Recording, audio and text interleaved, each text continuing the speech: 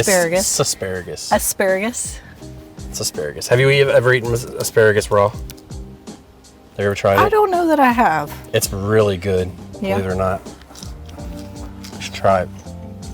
Don't eat this one, silly. Why? Because that's the butt. Nobody eats the butt of the Oh, asparagus. well, I was going to chew off the little piece right there. Oh, here you go.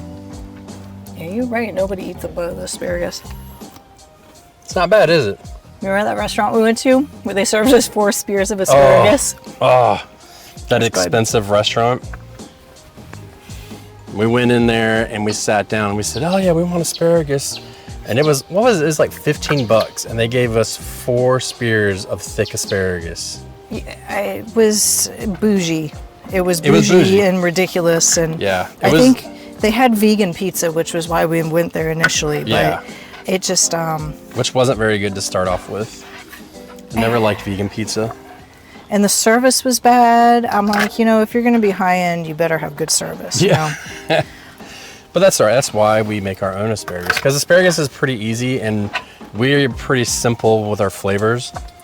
So it's not, doesn't take much to please us with asparagus.